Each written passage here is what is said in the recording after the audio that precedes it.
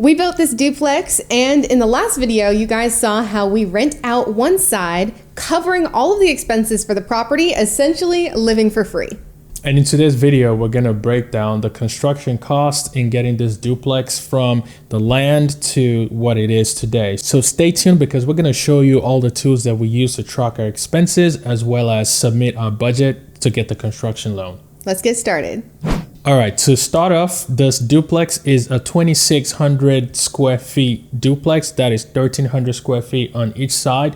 Each side has 3 bedrooms, 2.5 bathrooms, and 1 car garage on each side. So one of the key things in building construction loan is your budget. Your lender wants your budget. You also want a budget because you want to know what things are going to cost, what they're expected to cost, and you want to plan for those ahead, right?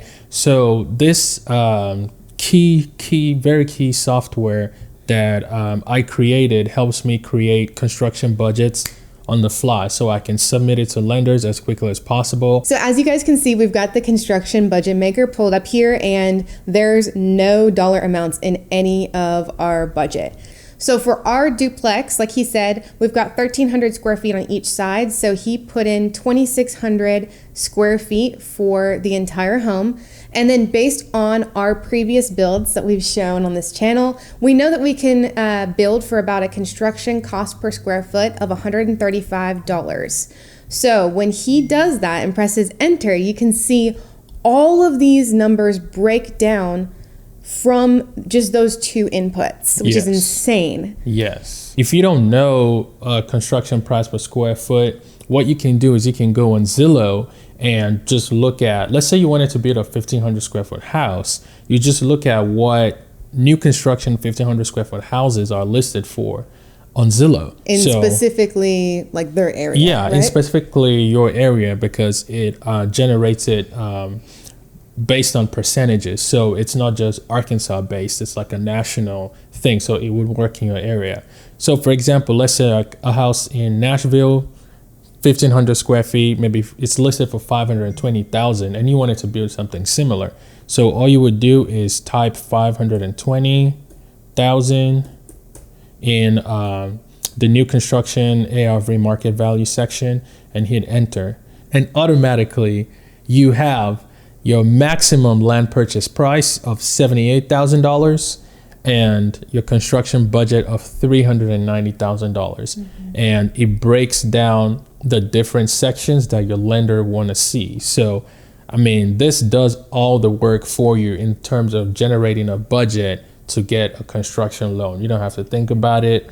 It's right here. So your lenders would thank you for this. And I know for us, just from our personal experience, doing this was a great resource for us because then even before we're starting the actual construction, we know ahead of time, like, okay, you know, what is our anticipated amount we're going to spend on plumbing? Yeah. When we're getting those quotes from contractors ahead of time, how are they comparing to, you know, our budget? So this is something that has nationwide kind of averages and figures in it. So it should work for anyone when they're working on a construction project. Exactly. So now let's jump into the specific numbers of our duplex. So the first line items are, you know, soft costs. These are things that come before we even dig the dirt, before anything goes into building the house. And that involves like the architecture, the plans, the permits, and things like that. For us, the pre-construction estimated total that we had, which came from, you know, our budget maker, was just over 13,651, as you can see here. Then as we were getting billed for things, as we were writing checks, you were plugging in our actual spend on these items. So let's just look at, for example, the first one, architecture, engineering, survey, energy fees. Ours actually came in much lower than the $5,200 at $616.50. The cool thing that I like about this, because I'm someone who can get overwhelmed by the finances and the numbers, is the difference and budget performance section. So right here you can easily see like we are under budget for the first section here, which is awesome. You can see exactly how much we're under budget by.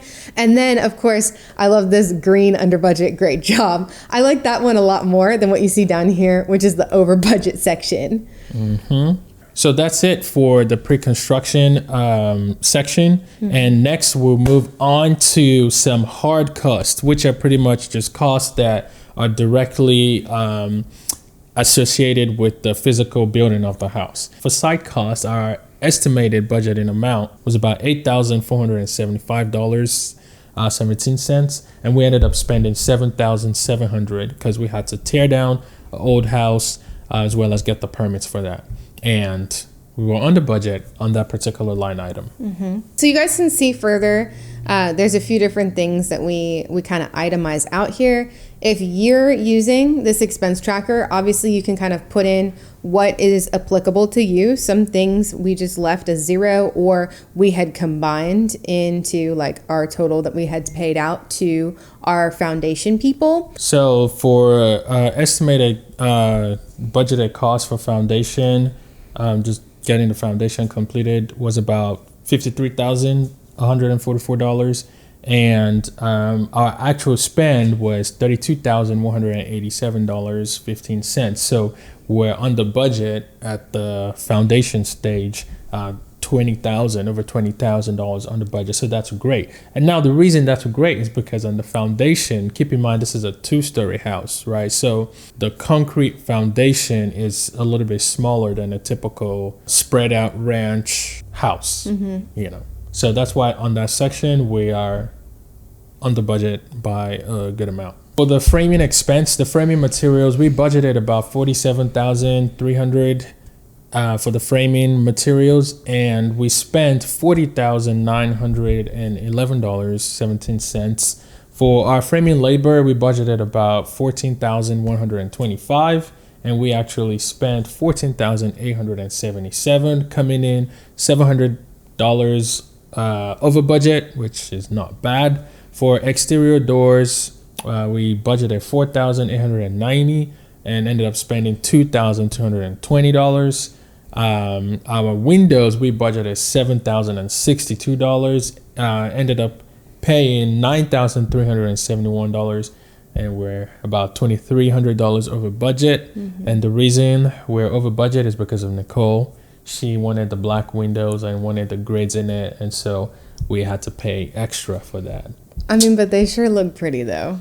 Yeah. And I would say that actually this is one of the values, maybe even like a hidden value of kind of tracking your expenses this way, is because when we got to the point when we were ordering windows, we had already kind of come in substantially under budget on other things. Because we were looking at our budget and our actual costs, and we kept that running total in here, it really did kind of help us justify like, okay, we can afford to spend that extra $2,300 to get like a nicer window or the black windows, because we had some places like in the foundation and some of the pre-construction areas where we had substantially saved. So I think that that's a really good benefit of kind of doing your finances this way. Yeah, so overall on framing, we still came in, even with the expensive windows, we still came in over $6,000 on the budget. So that's great. So moving on to the roughing stage. This is where we had our HVAC roughing, plumbing roughing, electrical roughing. And this is where if you had a fireplace, you installed a fireplace, but we didn't have one. So for the roughing stage, our budget was $34,239.40. We ended up spending $36,894, and we came in over budget on the roughing stage at $2,654, which is not too bad, considering how much we have saved on the prior stages. It's not too bad, but let me tell you, I like to give our plumbers crap every time we're around them, because they are always the cause of us being over our budget, because plumbing in Central Arkansas is ridiculously expensive. Yeah, very expensive. All right, so the next section is getting the house in the dry, and this involves putting waterproofing, roofing, skylights if you have some, siding, soffit, fascia, gutters, brick, labor, exterior, all that good stuff. And so here on this build, we budgeted for roofing $7,062.64, and we ended up spending $10,704. And why was that, Nicole? That was because we did decide to do a decorative standing seam roof on kind of the top of the garages, which it looks so good. Yes, it looks good. But it is obviously, because it's a standing seam metal roof and it's a decorative accent, it's going to be more expensive than even like your architectural shingles. Yes. So there was a little bit of an increase there. But once again, for us, I believe it was a justified expense because we had been tracking things. So we knew we weren't going to like blow everything out of proportion. Yeah. So, I mean, the standing seam itself was just over $5,000. So we came in $3,641 over budget on roofing. And for siding, gutters, all that stuff, we had budgeted $31,428.75. We ended up spending $25,464.35, coming in on the budget at just over $5,960. So overall, this section was good. We came in on the budget a good amount. So when you take the over budget that we came in on the roofing and the under budget that we came in on the siding, it gives a net of $2,322 under budget still. So works out. I can remember specifically when we were doing our first ever new construction project, and there were so many times, even in the first few stages, where you know, there are costs that are just coming in over what you expected. And in those moments, it's so easy to feel like you have just blown your entire budget for your project. And I can remember before we had kind of built this out to help us track, like thinking like, okay, Kachi, let's get all of our receipts. Let's get our papers together and try to figure it out. Like, I know things are coming in over, but like, have we saved in enough places? Like, are we going to be okay? Yeah. Because if you're not tracking it and kind of keeping a running total, you're not going to know. And it's a super easy way to like blow past your budget. But so this has been extremely helpful and has saved us a lot of time in that sense. Yeah, that's why I love it. All right, moving on to insulation and drywall. This is where the house becomes a house, you know. So for insulation and drywall, our total budgeted expense was $17,656.60. We ended up spending $21,182.46. We were over budget in this section. Any comments as to why, Nicole? One of the factors might have been the fact that this is a duplex, so we did have to spend more money on thicker drywall. We also had to do a firewall, which was like another extra drywall piece. Yeah. So I think that for those who are considering building just like a single family home, that might not be as expensive, but I think that was probably why our drywall cost was higher than anticipated. Absolutely, I agree. It's like more surface square footage of drywall, because I mean, it doesn't change because it's attached. So you still have the same. Right. It's like two houses, you know. So interior finishes.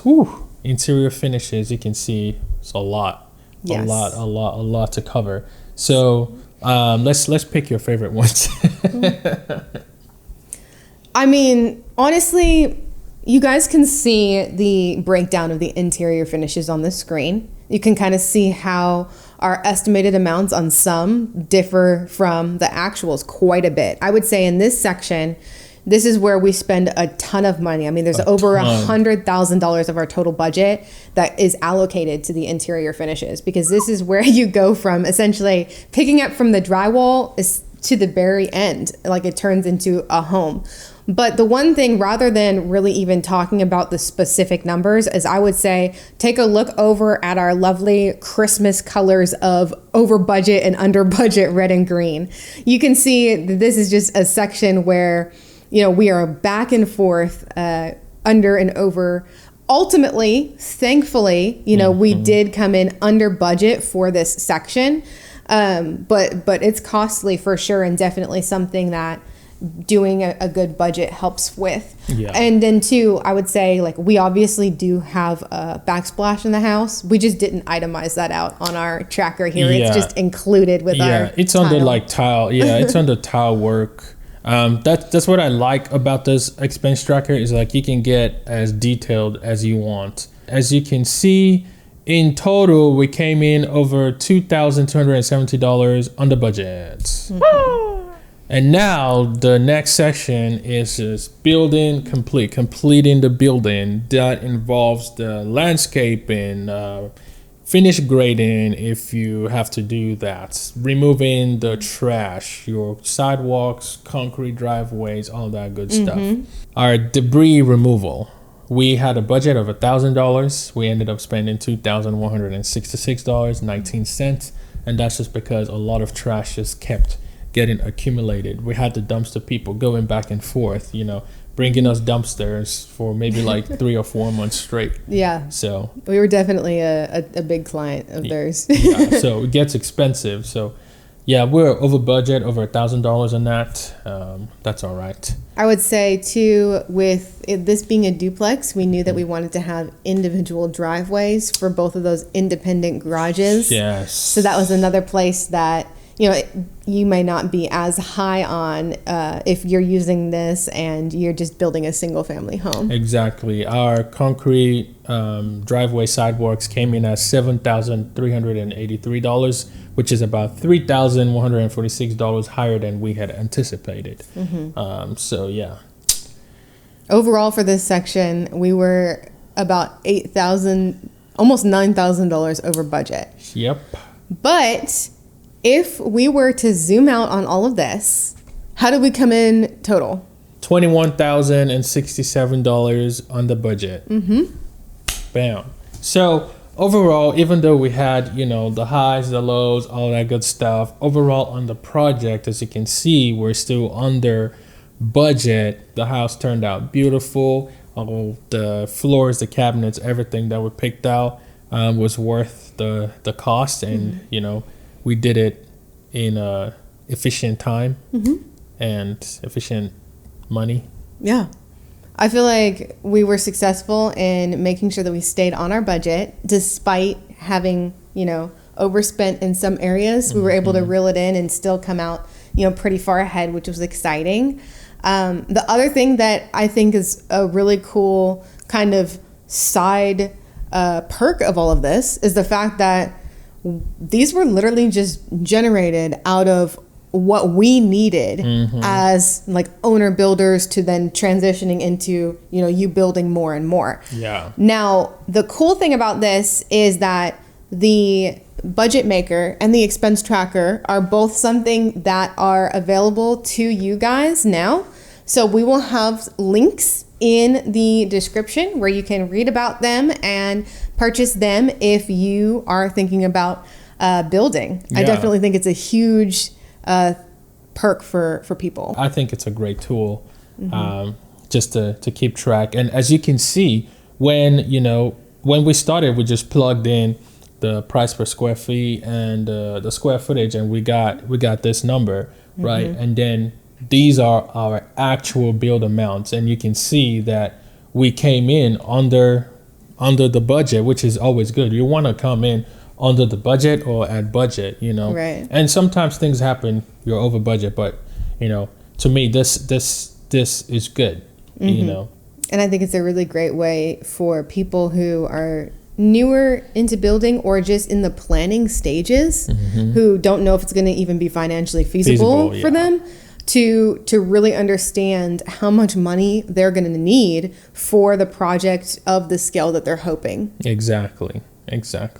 So I hope you guys found this really useful and educational. Let us know if you have any questions. Yes, let us know in the comments section what you guys thought, if there were any costs that surprised you. Once again, if you're interested in purchasing either the budget maker or the expense tracker, the links will be in the description of this video. And We'll have all of the associated videos like construction loan breakdowns, as well as if you haven't already seen our video where we kind of explain the earnings on one half that allows us to house hack and live for free on this side, we will have those linked on the screen now. Kachi, thanks so much for joining me on my channel again. Thank you guys so much for watching, and we will see you in the next one.